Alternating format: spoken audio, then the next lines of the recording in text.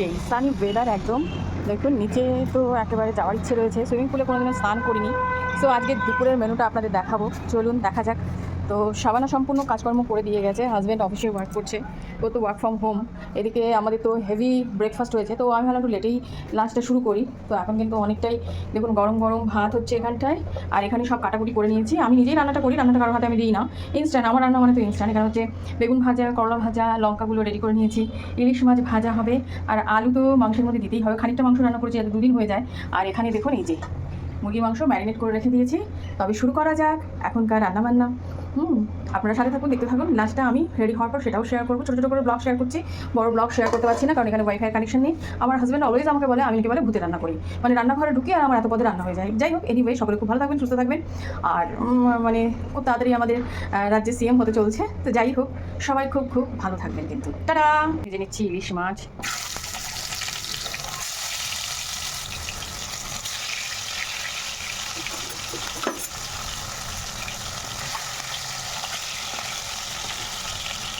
বন্ধুরা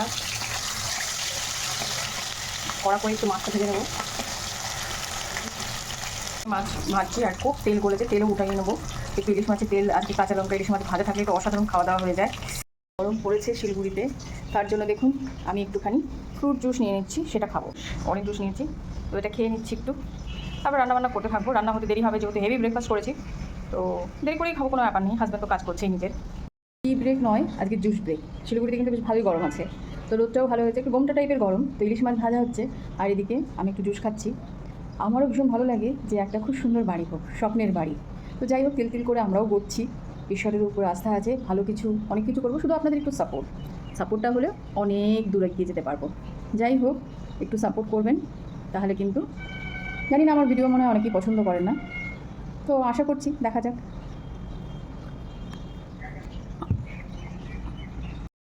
মাছগুলো ভাজা হয়ে গেল বন্ধুরা, তুলে নিচ্ছি।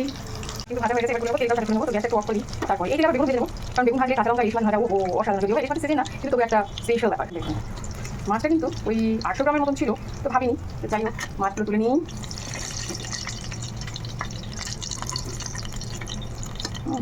এবারে আমি মাছের তেলটাও তুলে নিচ্ছি বন্ধুরা। এইটুকুনি তেল তুলে নিয়েছি ভাতের সঙ্গে খাওয়ার জন্য, আর এই ইলিশ মাছের তেলটুকুনির মধ্যে বেগুনটা ভাজা করবো। রান্না করছি গ্যাস বাঁচিয়ে, কারণ বাড়িতে একটা গ্যাসের সিলিন্ডার রেখে এসেছি, আনলে পরে ভালো হতো। তো এখানে বেশ কিছুদিন আমরা আছি, তারপরে ঘুরতেও কোথাও যাবো আশা করি, সব কিছু ঠিকঠাক থাকলে। কারণ আমাদের তো সব কিছু দেখতে হয়, একার সংসার, তো বিজনেস তো করে, বেরোতে হয়, তো প্ল্যান মাফিক। তো এনিওয়ে বেগুন ভাজাটা হতে থাক হচ্ছে একদম। তো এটা মুরগির মাংসই, তো আলু দিয়ে রান্না করছি। ভাত রয়েছে, বেগুন ভাজা, ইলিশ মাছ ভাজা, ইলিশ মাছের তেল, আর এখানে রয়েছে চিকেন, আর এখানে করলা ভাজা। ব্যাস এই ছিল আজকের মেনু। আমি কিন্তু একদম রান্নাবান্না কমপ্লিট করেছি, হাজব্যান্ড কাজে ছিল, তো এখনই এসে খাবে, অনেক বেলা হয়ে গেছে। তো ভিডিওটা ভালো লাগলে অতি অবশ্যই লাইক শেয়ার সাবস্ক্রাইব। দুর্দান্ত সব মেনু করেছি দেখুন। এই যে চিকেন লেগ পিস, এটা কিন্তু স্কিন আলা চিকেন, যেটা এখানেই পাওয়া যায়। তো আমি আগে খেতাম খুব, পাহাড়ে যখন ছিলাম, ভালো লাগে খুব খেতে। আর এই যে করলা ভাজা, আমি আবারও দেখিয়ে দিচ্ছি। গরম গরম খানা, জমে একেবারে ক্ষীর।